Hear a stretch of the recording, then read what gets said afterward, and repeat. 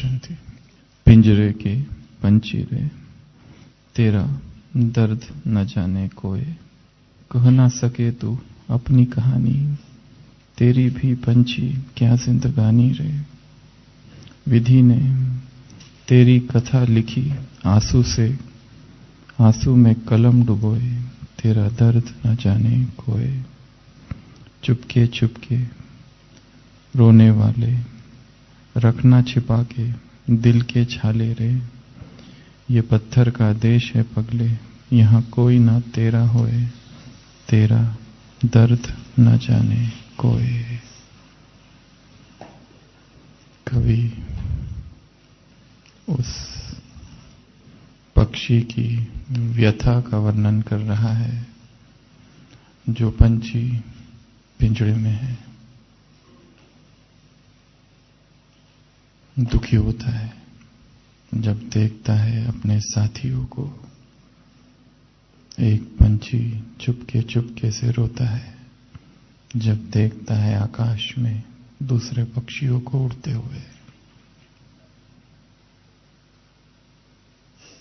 एक पिंजड़े का पंछी अंदर ही अंदर रोता है, परंतु दुख तो तब ज्यादा है यदि कोई पंछी मुक्त हो जाए और फिर अपनी ही गलती के कारण फिर से पिंजड़े में आ जाए और फिर रोए और फिर दुखी हो और फिर कोई उसे छुड़ा दे और फिर गलती करे और फिर पिंजड़े में आ जाए और फिर दुखी हो और फिर रोए। इसको क्या कहेंगे? Jail bird. आज मुरली में बाबा ने कहा कि कुछ ना कुछ ऐसी हरकत करते हैं कि बार बार पिंजड़े में पंछी फंस जाता है। हैबिचुअल क्रिमिनल्स के लिए शब्द प्रयोग किया गया है जेल बर्ड। जेल बर्ड अर्थात जो बार बार गुनाह करते, अपराध करते और फिर कारागार में जाते, फिर छूट के आते, फिर कोई पाप करते, फिर अंदर जाते और धीरे धीरे उनको दुख होना भी बंद हो जाता है। जैसे कि दैनंदिन कर्म हो गया तो आत्मा भी जब गर्भ में आती है बहुत दुखी रहती है, पश्चाताप करती है, रोती है, चिल्लाती है, पुकारती है। मुरली में शब्द प्रयोग किया गया कौन सा? गर्भ में क्या करती है?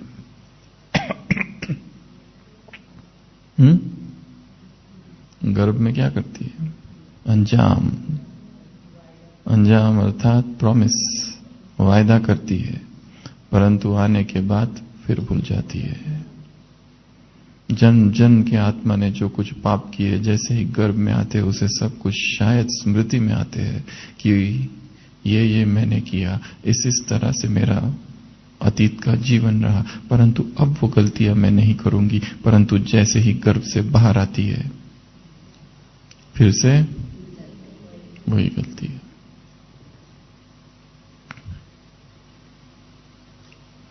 तो जेल बर्ड, एक ब्राह्मण आत्मा भी जेल बर्ड बनती है। कब?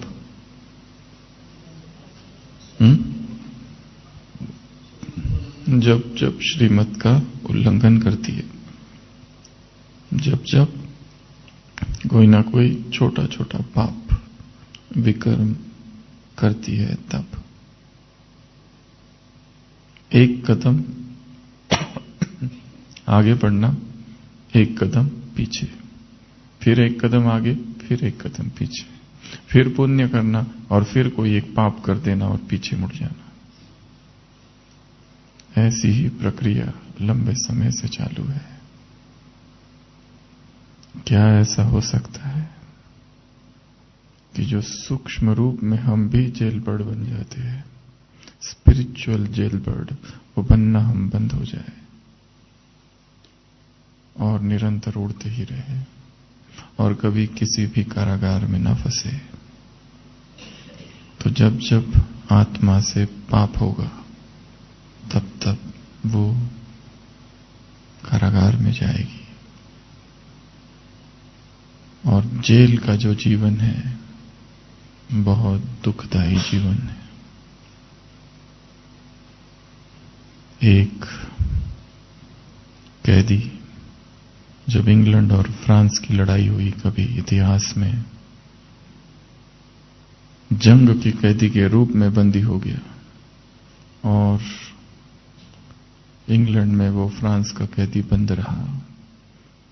बहुत यातनाएं सहन करनी पड़ी, बहुत पीड़ादायी जीवन रहा।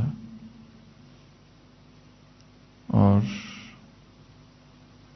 कुछ कारणों से जब कैदियों को एक्सचेंज किया गया, इधर के कैदी उधर, उधर के कैदी, और कुछ कैदियों को छोड़ दिया गया, तब उसे भी छोड़ दिया गया और वो इतनी खुशी खुशी से अपनी मातृभूमि फ्रांस में आया और बहुत खुशी से अपने घर गया। और सत्य घटना है कि एक दुकान से वो जा रहा होता है और देखता है एक बर्ड सेलर, पंछी बेचने वाला व्यक्ति, जिसके पास बहुत सारे पंछी होते हैं। वो सब के सब पंछी खरीद लेता है और सबको मुक्त कर देता है। वो पूछता है बर्ड सेलर, पंछी बेचने वाला, तुमने ऐसा क्यों किया? वो कहता है, मैं जानता हूं पीड़ा क्या होती है, एक बंधन में रहे हुए व्यक्ति की पीड़ा। ना कुछ कर सकता है, ना कुछ सोच सकता है। ऐसा शरीर बंधन में होता है, फिर मन भी बंधन में आ जाता है। बहुत दुखदायी जीवन है। और हम भी इस ब्राह्मण जीवन में जब जब कोई कोई सूक्ष्म विकर्म करते हैं, तब तब किसी न किसी जेल में जाते हैं। पर हमारा जो जेल है वो कुछ और प्रकार का जेल है। तो दो चीजों की चर्चा आज हम करेंगे। एक तो पाप या विकर्म और दूसरा कारागार, कारागृह, जेल। एक शब्द है जेल, दूसरा है प्रिजन। दोनों में क्या अंतर है?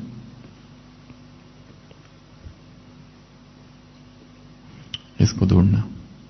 दोनों अंग्रेजी शब्द है, हिंदी में तो एक ही है, बंदी गृह। तो ब्राह्मण जीवन में ऐसे बहुत से सूक्ष्म अपराध है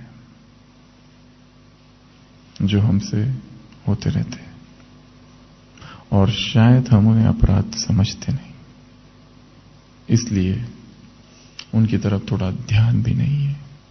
जब उनकी तरफ ध्यान चला जाता है तब वो होना अपने आप बंद हो जाते हैं। और सबसे बड़ा पाप एक ही है ब्राह्मण जीवन में। वो कौन सा? सबसे बड़ा पुण्य एक है और सबसे बड़ा पाप एक है। विस्मृति ही सबसे बड़ा पाप है, क्योंकि विस्मृति की अवस्था में ही सारे विकर्म होते हैं और स्मृति ही सबसे बड़ा पुण्य है। क्या हम करें जो निरंतर स्वयं को स्मृति स्वरूप रखे। ज्ञान तो एक तरफ है, ज्ञान, ज्ञान का मनन, ज्ञान का चिंतन, ज्ञान का अध्ययन, ज्ञान लिखना, ज्ञान सुनाना, ज्ञान समझना, ज्ञान की चर्चा करना, विचार सागर मंथन करना, ज्ञान की गहराई में जाना, ये सब होते हुए भी पाप हो सकते हैं, क्योंकि पाप का कारण विस्मृति है और विस्मृति का संबंध देह अभिमान से जुड़ा है और देह अभिमान बिना योग के नहीं टूटा जा सकता। इसलिए कितना समय 24 घंटे में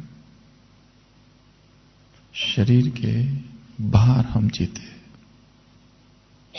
शरीर के भान से ऊपर हम जीते हैं।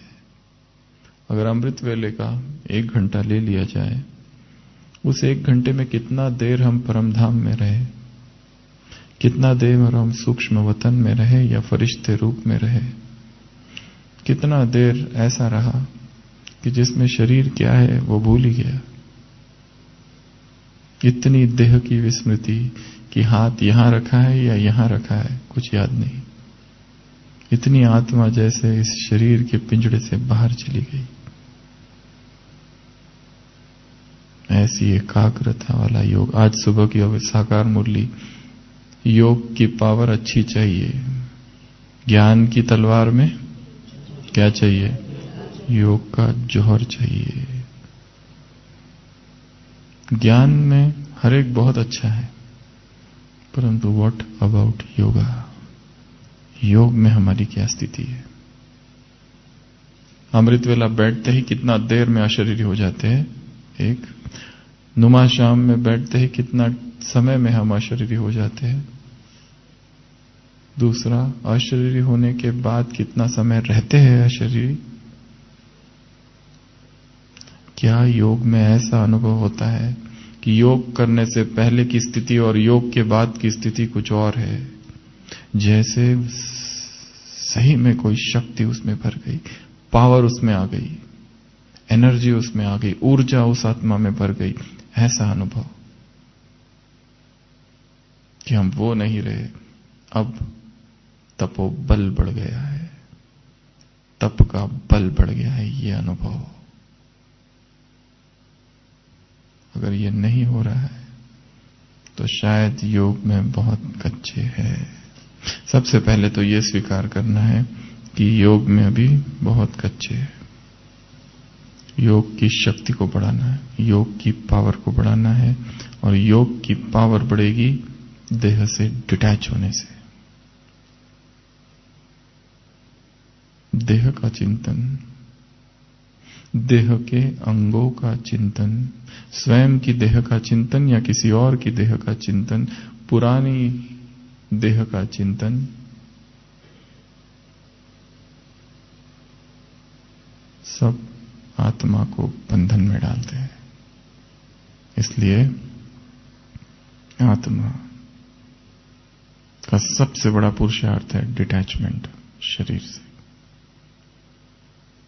वो हर चीज जो आत्मा को बंधन में डालती है हमारे लिए बाधा है, विघ्न है। तो एक तरफ है पाप। कौन से पाप? ब्राह्मण बनने के बाद किए हुए पाप। किसी ने बहुत बड़ी लिस्ट निकाली थी, शायद आप सबके पास होगी वो, नहीं हो तो अपने पास रखना है और उसको बीच बीच में स्टडी करते रहना है।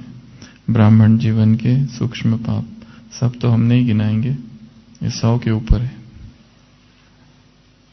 शायद मधुबन के एक ग्रुप में ये निकाला था। अव्यभिचारियात, मिथ्या आरोप लगाना, सीनियर्स के साथ बहस करना, सेवा में देने के बाद वापस मांगना, देहधारियों से ममत्व,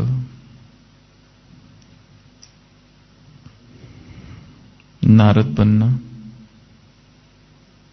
यहां की बात उधर, उधर की बात इधर, स्पिरिचुअल जर्नलिस्ट, अशिष्ट होकर सदैव आदेशात्मक बोल बोलना। ऐसी बहुत बड़ी लिस्ट है ये सारी। दैहिक दृष्टि, जातिवाद, स्टेटिज्म, अफवाहें फैलाना,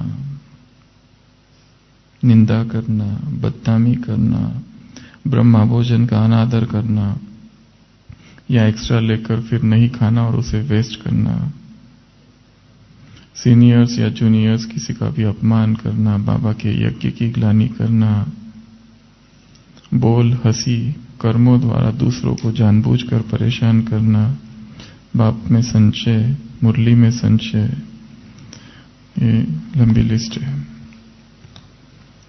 तो मूल कारण है विस्मृति। मूल कारण है देहाभिमान।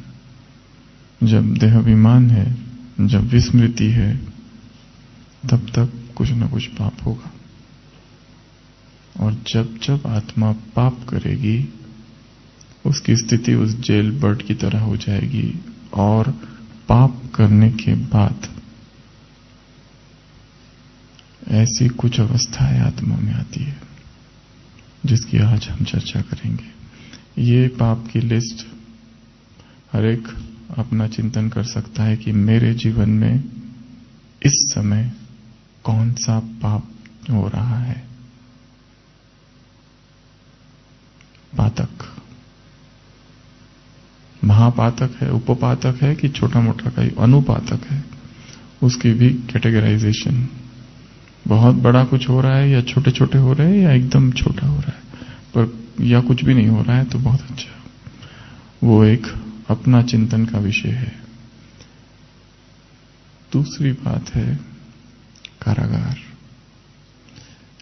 कोई भी विकर्म करने के बाद, कोई भी श्रीमत का उल्लंघन करने के बाद ऐसी 7 अवस्थाएं कहो या 7 जेल जिसमें यह जेल बर्ड जाता है, उसकी हम आज चर्चा करेंगे। सबसे पहला है कुंठा। कुंठा अर्थात फ्रस्ट्रेशन, अर्थात होपलेसनेस का जेल। सारी दिनचर्या में ऐसी कोई बात कर दो, ऐसा कोई काम कर दो, ऐसा कोई पाप कर दो, ऐसा कोई विकर्म कर दो, उसके बाद में क्या होता है? कुंठा। कुंठा अर्थात होपलेसनेस, नैराश्य छा जाता है। फिर कुछ अच्छा नहीं लगता है। सोचते हैं ये जो पाप हुआ, ये जो विकर्म हुआ, इसकी पूरी जानकारी हमें थी, ज्ञान था, पर ज्ञान होने के बाद भी हुआ। क्यों? क्योंकि ऑब्सेशन, जैसे कंपल्शन हो गया, वो एडिक्शन जैसा है। जैसे कोई दारू पीने वाला ये रोज जानता है कि मुझे नहीं पीनी है, नहीं पीनी है, सारे दिन भर समझाता है अपने आप को, परंतु फिर भी जैसे ही शाम होती है तो मधुशाला की तरफ अपने आप कदम बढ़ने लगते हैं। फिर पीता है, फिर पश्चाताप करता है। 2 अवस्थाओं से गुजरता है। एक, नहीं अगर करो तो बेचैनी, अगर करो तो पश्चाताप। फंस जाता है। कितना भी सोचो नहीं नहीं नहीं नहीं नहीं, पर बेचैनी इतनी ज्यादा बढ़ती है कि उसको करने में मजबूर कर देती है। और जब करता है तब फिर पश्चाताप करता है। तो सबसे पहला कारागार जो है वो है कुंठा का कारागार, द जेल ऑफ फ्रस्ट्रेशन। और यदि हम इसमें गए हैं और रहे हैं तो सोचना है कितनी पीड़ा है उस अवस्था में, कितना दर्द है उस अवस्था में। जैसे बताया है, वो कैदी खुद उस जेल में रहा, उस बंदी गृह में रहा, उसने पीड़ा देखी, इल ड्रेस्ड, इल ट्रीटेड, इल फेड, ना खाने को ठीक से, ना पहनने को ठीक से, ना व्यवहार किसी ने ठीक से किया। वो चाहता है कि मैं उन सबको मुक्त कर दूं जो इस बंधन में है। अपने बंधन की अतीत की अवस्थाओं को चेक करना है। आज अवस्था बहुत अच्छी है, पर इसके पहले जब मैं किसी पाप के बाद पश्चाताप किया था, तब मेरी क्या अवस्था थी, कितना दुखी था मैं।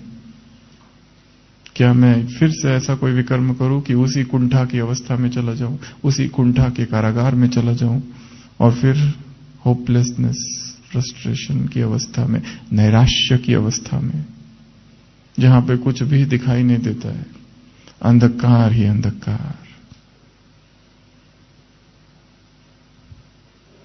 स्वयं को समझाना है कि नहीं, एक बार कुंठा में चले गए, एक बार नैराश्य में चले गए, अब नहीं।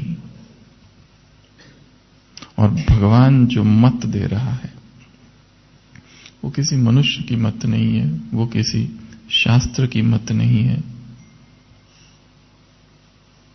और जो देने वाला है वो इस संसार के हर रहस्य को जानता है।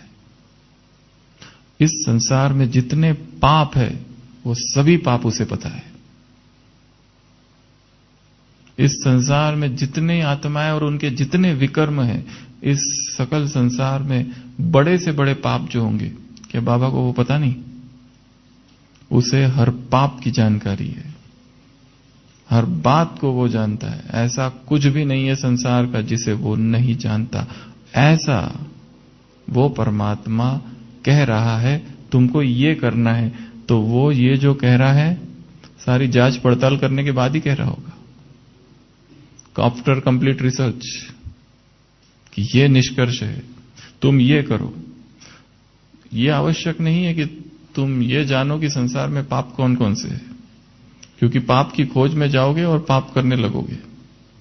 पाप की खोज, क्यूरियोसिटी। किसी विदेश की बहन ने बीच में हमसे पूछा था, द्वापर से आत्मा देवताएं जो गिरे उनका एक कारण था क्यूरियोसिटी, जानने की इच्छा।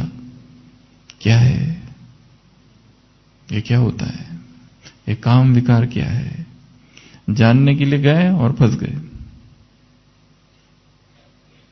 उत्सुकता, उत्कंठा, इनक्विजिटिवनेस, ये जो क्यूरियोसिटी है इसी ने गिराया सबको। तो ये जानना बहुत महत्वपूर्ण है कि जो हमें बताया जा रहा है वो द फाइनल है, उसके परे और कुछ भी नहीं है। इसके लिए बस वो जैसा कहता है वैसा करते जाओ, ज्यादा कुछ पूछने की आवश्यकता बिल्कुल नहीं है। जैसे कोई राजा होता है ना, तो उसका कोई चाटुकार होता है, चाटुकार अर्थात फ्लैटरर। तो राजा बैठे हुए हैं और वो चाटुकार भी बैठ रहा है। खुशामदों की तो राजा को आवश्यकता होती है। राजा कहता है, आहा ये भिंडी बहुत अच्छी बनी है, भोजन करते करते। वो चाटुकार कहता है, हाँ ये तो बहुत अच्छी बनी है, इससे जैसा तो, इसके जैसा तो कोई और दूसरी सब्जी ही नहीं हो सकती है, यह तो बिल्कुल अमृत है।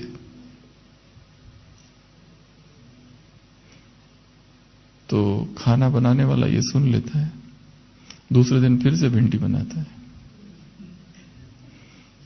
राजा फिर तारीफ करते हैं तो ये चाटुकार फिर बहुत तारीफ करता है, बहुत तारीफ करता है। वो बावर्ची तीसरे दिन वही बनाता है, चौथे दिन वही बनाता है, पांचवें दिन वही बनाता है, छठवें दिन वही बनाता है, सातवें दिन भी वही बनाता है। राजा कहता है, मैं क्या मुझे क्या मार दोगे कि यही सब्जी खिला खिला के रोज? तो वो जो चाटुकार मंत्री होता है कहता है, हाँ बिल्कुल ये तो जहर है। तो राजा कहता है, तुम तो कह रहे थे पहले दिन कि ये अमृत है। वो कहता है, मैं आपका नौकर हूं, भिंडी का नहीं। ये तो चलो दूसरी बात थी। तो यहां संसार के वो खुशामद भी इतना है, उनकी निष्ठा दिखाई है। हमें जो भगवान ज्ञान दे रहा है वो परम है, उसके ऊपर कोई ज्ञान नहीं, उसके ऊपर कोई श्रीमत नहीं। इसलिए उसने जो कह दिया सो कह दिया, बस वही फाइनल है। हमारे शायद निष्कर्ष अब तक के, क्योंकि हमने केवल एक दृष्टि से ज्ञान को समझा है, वो त्रिकाल का ज्ञान, त्रिकाल उसकी दृष्टि है। उसको वो सब पता है द्वापर से अब तक क्या क्या हुआ। उसने सब कुछ उसकी आंखों से देखा है, कैसे आत्माएं गिरी है। और हम अभी इतनी छोटी सी, हमारा एक जन्म, उसमें हमारे जीवन के छोटे छोटे अनुभव, इसके लिए वो आकर फाइनल कहता है, ये करो, ये मत करो, ऐसा करो, वैसा मत करो, सिनेमा बंद।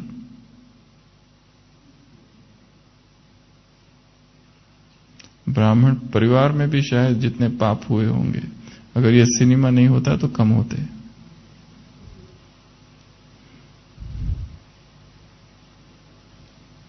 प्रेरणा सबने वहीं से ली है।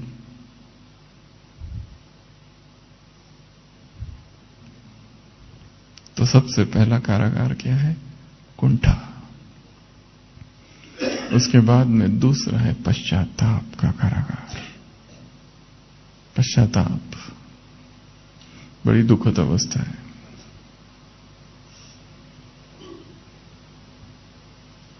बड़ा कोई पाप हो जाए और पश्चाताप करना दर्द की अवस्था है। जैसे कोई एक इमाम के पास आता है और उस इमाम से कहता है मैंने बहुत बड़ा पाप कर लिया, मैं क्या करूं?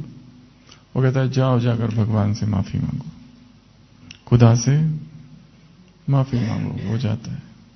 कुछ दिनों के बाद फिर आता है, कहता है मैंने बहुत बड़ा पाप कर लिया, मैं क्या करूं? कहता है जाओ खुदा से माफी मांगो।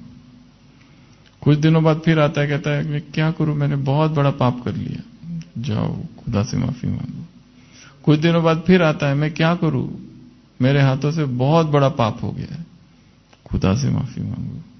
कुछ दिनों बाद फिर आता है, कहता है मेरे से बहुत बड़ा पाप हो गया, मैं क्या करूं, खुदा से माफी मांगो। वो कहता है खुदा क्या मुझे क्षमा करते जाएगा? और कब तक वो मुझे माफ करते जाएगा? वो कहता है इमाम जब तक तुम माफी मांगना बंद नहीं करते तब तक। पश्चाताप की अवस्था बड़ी दुखदायी अवस्था है। और यदि कोई इस अवस्था से गुजर रहा है, इस अवस्था में पुरुषार्थ हो नहीं सकता, क्योंकि ये निगेटिव अवस्था है, दुख की अवस्था है। इससे स्वयं को मुक्त करना ही पड़ेगा, कुछ न कुछ विधि से। माफी मांगो, या तो लिख के दो, या तो पब्लिक कन्फेशन करो, या तो तपस्या करो, या तो दान करो। कुछ तो करना पड़ेगा। कुछ ऐसे पुण्य कर्म करो, कुछ ऐसी सेवाएं करो कि वो पाप का असर कम हो जाए। इतने ज्यादा पुण्य बढ़ा दो कि पाप का असर कम हो जाए। पुण्य हो रहे हैं, स्थूल पुण्य करो। यज्ञ की सेवा में खुद को झोंक दो।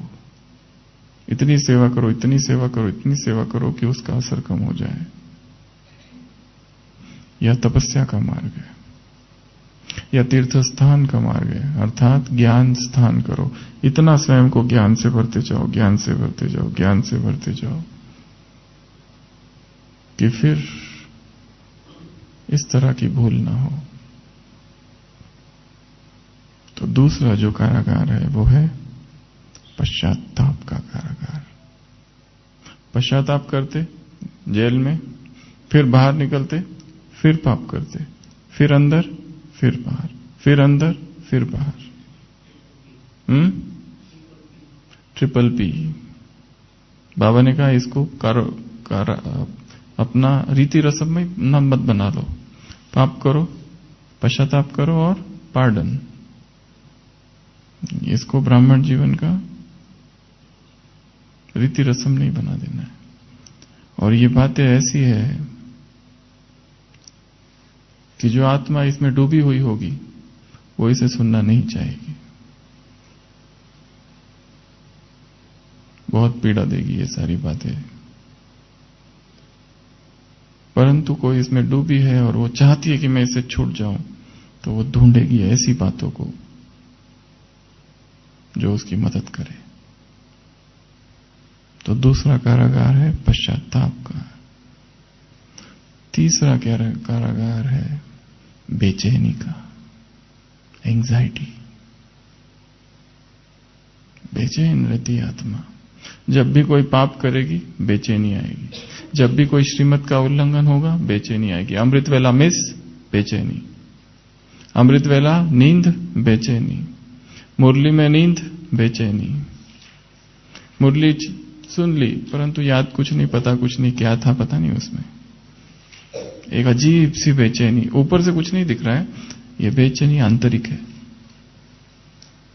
और जिस दिन बहुत अच्छा कोई पुण्य कर्म किया, हमारी वजह से कोई आत्मा को बहुत खुशी हो गई, तो उस दिन ऐसी बेचैनी नहीं होगी। एब्सेंस ऑफ बेचैनी। ऐसी अवस्था रहेगी कि जिसमें खुशी रहेगी।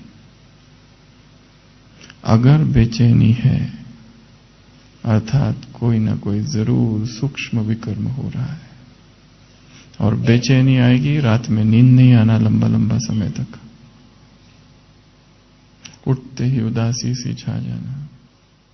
अगर ऐसी अवस्था है तो समझ लेना जरूर अब भी कोई विकर्म चल रहा है। इसलिए कहा जो श्रीमत है उसको ऐसे पकड़ लो कि बस ये आज मिला है, ये आज करना है। आज की मुरली में था योग का जौहर भरना है। बस संकल्प कर लेना मुरली सुनते सुनते ही कि उठना ही नहीं है बाबा के कमरे से। बस अभ्यास करते जाना है कि मैं देह नहीं, मैं एक आत्मा हूं। इस शरीर के बांध से मुझे ऊपर ही रहना है। सोऊंगा, सोते सोते भी योग करते करते अवस्था कि ये शरीर नीचे, मैं ऊपर। जो भी संसार की चीजें देखूंगा वैराग्य हो जाए, हर चीज वैराग दिलाए। सारे देहधारियों को देखते हुए ये सब पराये है, किसी से कोई लेना देना नहीं। ऐसे भाव आत्मा में बल भरते तो बेचैनी। उसके बाद है भय का कारागार। हमने पाप कर दिया, भय है कि किसी को पता ना चल जाए। अगर किसी को पता चल जाए तो ये मेरे बारे में क्या सोचेंगे। हमें जो लोग योगी समझते हैं, महान समझते हैं, अगर उनको हमारे जीवन की हर बात पता चल जाए तो क्या होगा। डर सा रहता है, हर पाप के साथ डर जुड़ा हुआ रहता है।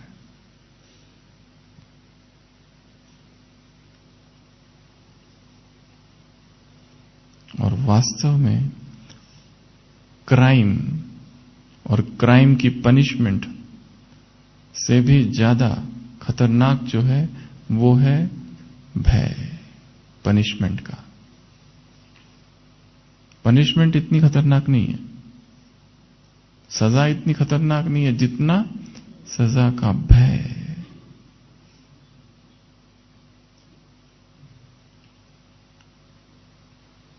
और उसके साथ जुड़ी बेचैनी, ये बहुत दुखदायी है। तो ये भी एक कारागार है, भय का कारागार।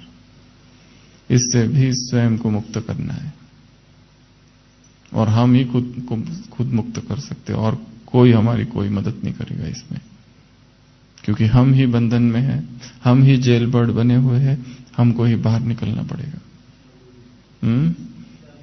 चाबी भी हमारे पास है। अब तक जो हुआ वो हुआ, स्टॉप। आज अभी से, अभी इस समय से अब कुछ नहीं होने देंगे। अब सब कुछ हमारे हाथ में है। जाएंगे, सीधा सोएंगे, बाबा से बात करेंगे, सोएंगे और फिर कल सुबह से एक नए दिन की शुरुआत ही शक्तिशाली हो। दिन की शुरुआत ही इतनी पावरफुल हो। बोझ है पुराना, परंतु फिर भी अब देखते हैं बाबा क्या करता है। आज की वरदान में था ना, कमजोरी को क्या करो, कुर्बान कर दो। तुम्हें सिर उतारने की जरूरत नहीं है, रावण का सिर उतार दो।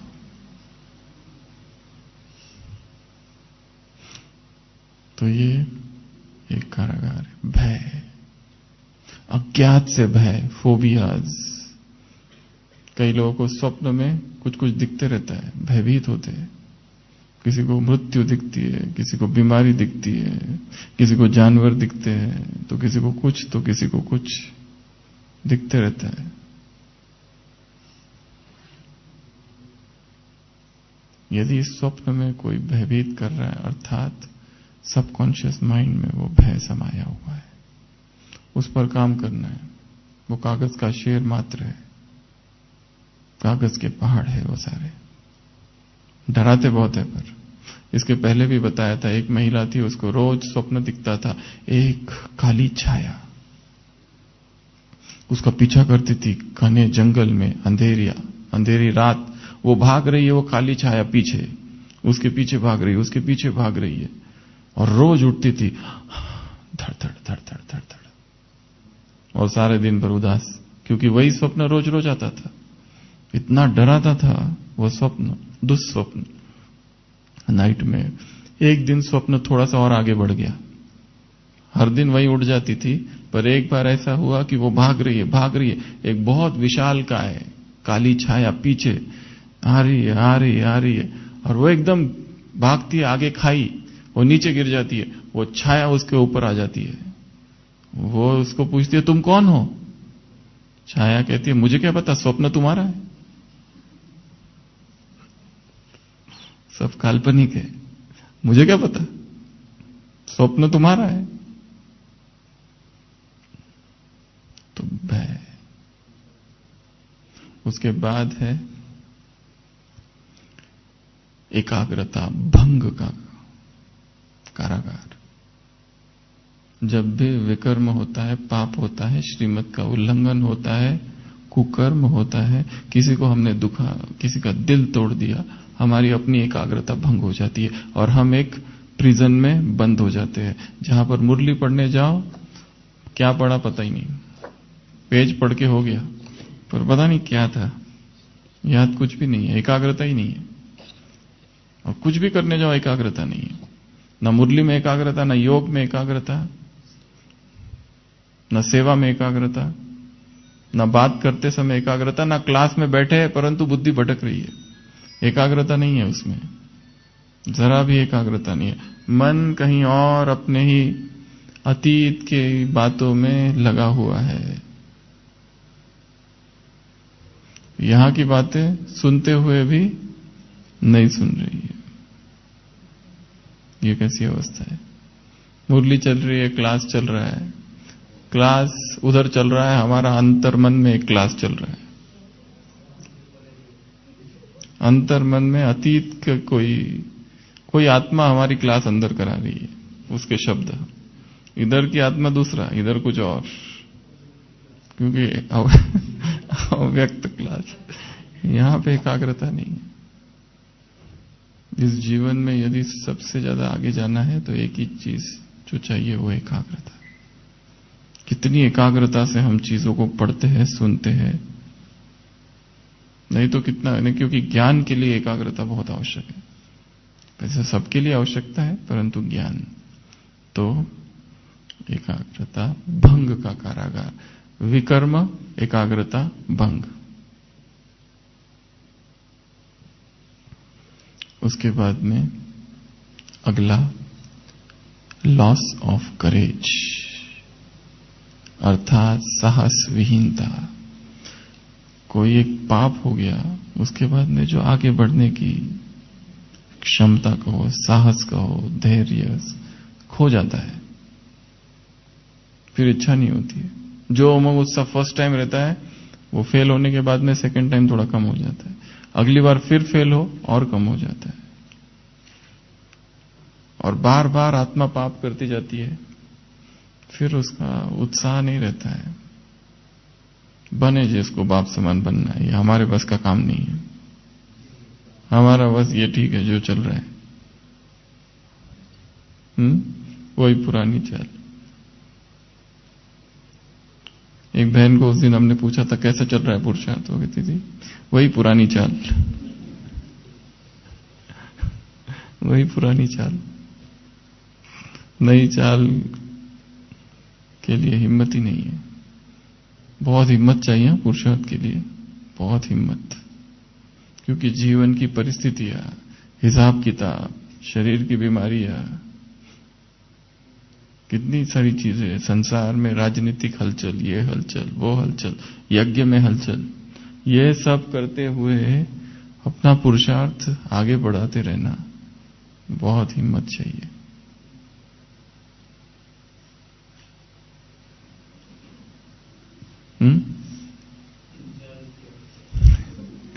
हिसाब किताब तो कहीं से भी आएगा,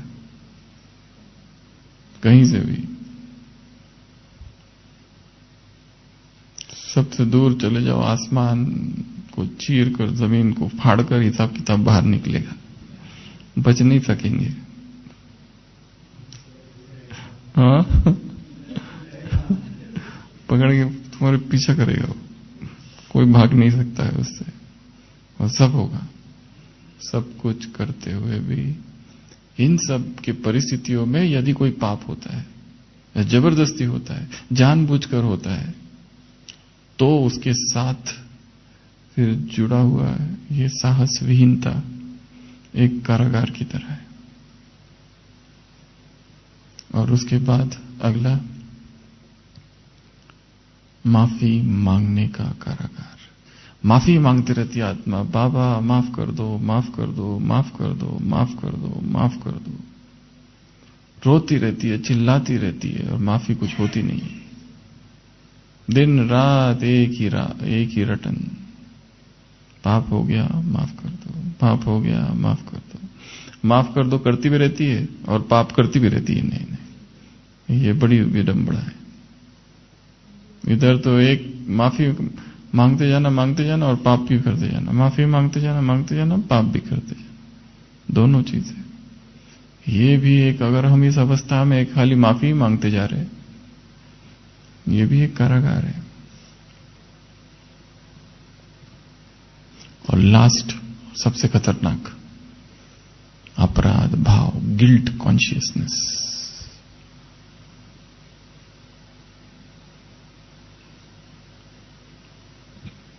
ये एहसास कि मेरे से ये हो गया, नहीं होना चाहिए था। बड़ा डेंजरस इमोशन है, सबसे खतरनाक भाव, प्रगति को एकदम रोक देने वाला कि मैं कैसे बढ़ूं, अब मेरे से तो इतना बड़ा पातक, इतना बड़ा पाप हो गया, मैं लायक ही नहीं हूं आगे बढ़ने की। और आत्मा एक इटर्नल अबिस्मल डिप्रेशन में चली जाती है, गिल्ट। तो ये 7 चीजें हैं, इन 7 से स्वयं को मुक्त करना है तो क्या करना पड़ेगा? अटेंशन, श्रीमत, ज्ञान का चिंतन, ज्ञान का मनन, ज्ञान का प्रकाश।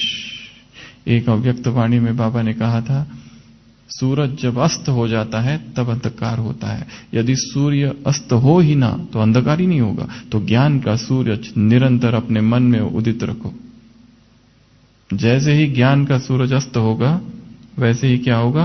अंधकार समा जाएगा, अंधकार आ जाएगा। इसके लिए निरंतर रोज की मुरलियों में आ रहा है, एकांत में जाकर क्या करो?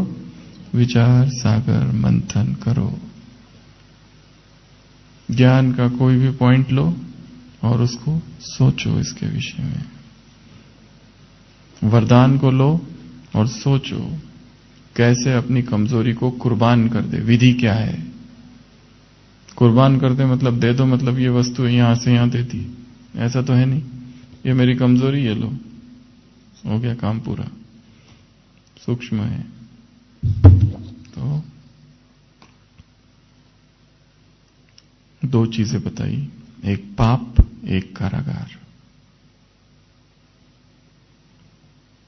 2 प्रकार की चेकिंग। कौन से पाप वर्तमान में आज चालू है, ऑनगोइंग सिंस, अभी भी चालू है, वो कौन से? और किसी से पूछो, किसी से डिस्कशन करो, ज्ञान की गहराई में जाओ कि क्या किया जाए। ये सब पता है, ऐसा नहीं कि पता नहीं है। कौन है यहां पर जिसके पास ज्ञान नहीं है? ऐसा कोई भी चोर नहीं है जिसको ये नहीं पता कि चोरी खराब है, पाप है।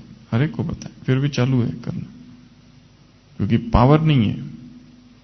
इसलिए कहा ना जब भी कि आत्मा में योग की पावर भरनी है। केवल ज्ञान के चिंतन से भी नहीं होगा ये। केवल ज्ञान के चिंतन से कोई पाप से मुक्त नहीं होता है, योग चाहिए। और विशेष अपनी ही भट्टी तैयार करना। 3 दिन की भट्टी, 1 दिन की भट्टी।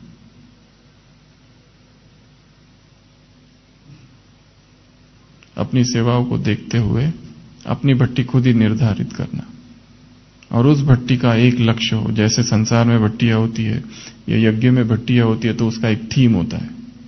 ठीक है, 3 दिन की भट्टी है, एक थीम होगा और ये भट्टी में होगा। वैसे अपनी भट्टी निर्धारित करनी है। जैसे कल क्या तारीख है? 23 मार्च। हम भट्टी कर रहे हैं विशेष, मेरे जीवन का ये एक पाप, ये संस्कार है, इससे मुक्त होने के लिए, ये लक्ष्य है खास। ऐसी रफ वेग भट्टी नहीं, लक्ष्य है उस भट्टी का। लक्ष्य है कि मेरे से ये पाप बार बार हो रहा है, कल पूरा दिन मैं केवल इसी के बारे में सोचूंगा, इसी के बारे में योग ड्रिल करूंगा, इसी के बारे में बाबा से बात करूंगा, चिंतन करूंगा, पूरा दिन ये एक ही बात के लिए लगा दूंगा, क्योंकि ये एक ही बात बार बार आती है और मुझे रुलाती है।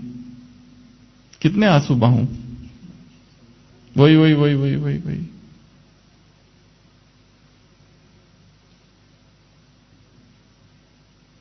पाप योग। दूसरी बात बताई, ये जो कारागार है, पहला बताया कुंठा का कारागार, दूसरा पश्चाताप का कारागार, तीसरा बेचैनी का कारागार, उसके बाद भय का कारागार, उसके बाद में एकाग्रता भंग। यदि आज एकाग्रता नहीं हो रही है, इसका मतलब जरूर मैं एक कारागार में हूं, एक प्रिजन में हूं जिससे मुझे बाहर निकलना है।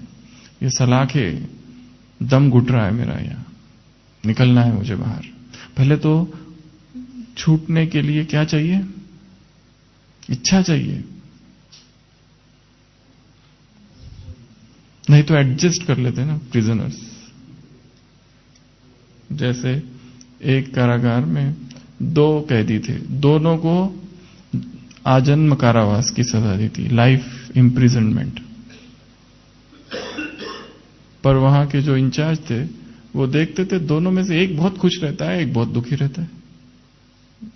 बाकी जो कैदी थे वो भी देखते थे कि इन दोनों में से दोनों को एक ही प्रकार की सजा, एक ही सेल में है, पर एक बहुत खुश, एक बहुत दुखी। एक बार वहां एक पादरी आते हैं, होली प्रीस्ट, तो वो भी नोट करते कि एक बहुत खुश है, एक बहुत दुखी है। तो अलग अलग दोनों से मिलते हैं। पहले से मिलते हैं जो दुखी है, वो कहते दुखी नहीं हो तो क्या हो, पूरा जीवन इसमें बिताना है, तो दुख का ही कारण है। दूसरे से पूछते तुम इतने खुश क्यों हो? क्या बताया होगा उसने? हाँ? नहीं, वो कहता है क्योंकि आप धार्मिक व्यक्ति हो तो मैं आपको ट्रस्ट करता हूं और आप मेरी बात किसी को नहीं बताओगे। मैं सारे दिन योजनाएं बनाते रहता हूं कैसे छूटूं,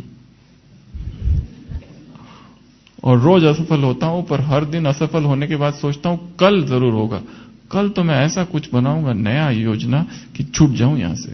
और ये जो है ना, इसके वजह से मैं हमेशा खुश रहता हूं, क्योंकि मेरा मन एकदम नई नई क्रिएटिव रहता है, इन्वेंटिव, न्यू आइडियाज मुझे आती रहती है। क्या मैं करूं, क्या मैं करूं, नया चिंतन, विचार सागर मंथन चालू रहता है कि मुझे छूटना है आज। और दूसरे ने तो स्वीकार कर लिया, छूटने का कोई काम ही नहीं, इतनी कड़ी व्यवस्था, कहां से छूटूंगा। पर जो होता है वो तो जब बंधन में है तो क्या करते रहना है?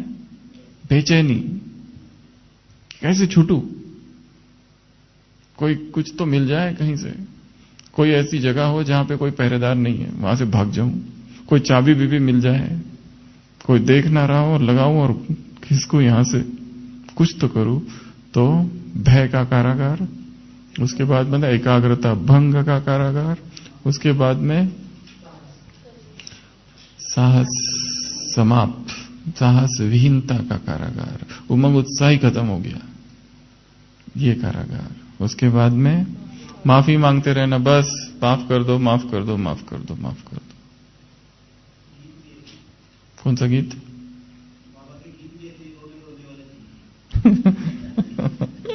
Sad songs. तो माफी मांगते रहना, माफी मांगते रहना, Lord Lord forgive forgive forgive. और लास्ट में बताया गिल्ट कॉन्शियसनेस, अपराध भाव इतना गहरा बैठा है अंतर मन में कि इच्छा ही नहीं है कुछ करने की। मेरे जैसा पापी तो कोई है ही नहीं। अरे तुमसे भी ज्यादा पापी है इधर, ज्यादा दुखी मत हो, पापियों की कोई जमात है इधर खड़ी। तुम्हारे पाप तो बहुत छोटे हैं, ऐसा मत सोचना। परंतु इस गिल्ट कॉन्शियसनेस में है, उससे तो उसको बाहर निकलना ही पड़ेगा। तो ठीक है, पाप हो गया, जो हो गया वो हो गया, उससे बदला नहीं जा सकता है, पर अब मुझे इससे बाहर निकलना है, चाहे कुछ भी हो। इसका ही चिंतन करते रहना, इन कारागार से बाहर निकलने का। तो स्पिरिचुअल जेल बर्ड नहीं बनना है। एक बार जेल में गए, 7 प्रकार के जेल में कितने कितने